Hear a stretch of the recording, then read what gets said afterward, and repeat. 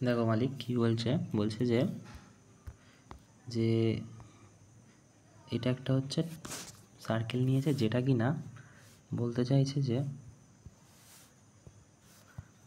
এইটা হচ্ছে বলতে চাইছে যে লেন্থ হচ্ছে 3 টাইম রেডিয়াসের। আচ্ছা মানে এটা যদি আমি ধরি আর হয় তাহলে এটা 3r হবে, আমি না, প্রশ্নে বলছে এখানে। ঠিক আছে, দেখো ভালো করে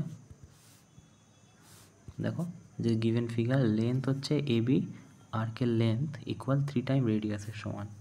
ওকে, তো বলছে যে আমাদের ওএবি টার্মে ওএবির সেক্টরটা বের করতে হবে, রেডিয়াস কত। ঠিক আছে, এই টার্মে। তো এইখান থেকে যদি আমরা ঠিকঠাক করে একটু মানে চিন্তা ভাবনা করি তাহলে দেখতে পারবো যে নিচে লিখলাম যে সেক্টরের এরিয়া কি হয়, সেক্টরের সার্কামফারেন্স বের করতে হবে, কারণ এইটা আগে বের করতে হবে।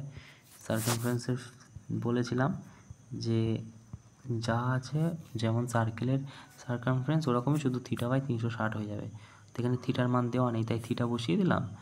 আর এখানে পাই আর 2πr হয়, তাই তো 2πr ইজিক্যাল টু কত হবে, ইজিক্যাল টু 3r এর সমান।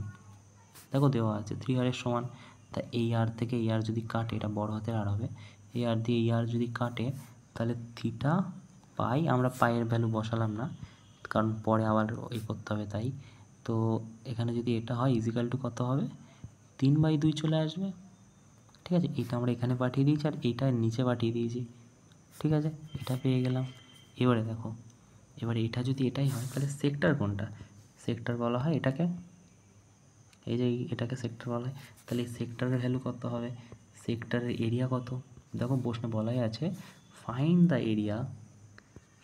এরিয়া সেক্টর ওয়েবির রেডিয়াস কত এই টার্মে। তাহলে এরিয়ার সেক্টরের এরিয়া কী হবে, সেক্টরের এরিয়া সার্কেলের যে এরিয়া সেম সে এরিয়া হবে, শুধু আগে বলেই দিয়েছিলাম আগের একখানা ভিডিওতে, θ/360 ইন্টু যেটা ওর এরিয়া সেমই হবে, সার্কেলের এরিয়া সেটাই হবে, শুধু θ/360 হয়ে যাবে।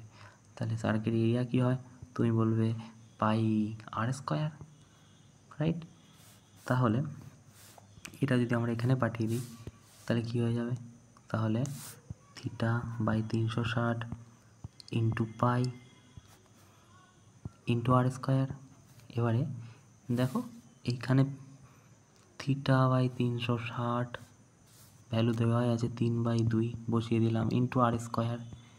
ঠিক আছে, এবার এটাকে যদি তুমি এখান থেকে ভাঙো, কারণ 3/2 r² দেখো উত্তরে নেই কোথাও, তাহলে আমাদেরকে এটা ভাঙলে হবে কত, 3/2 1.5 হবে, r², তাহলে এটাই হয়ে যাবে উত্তর 1/5 r²।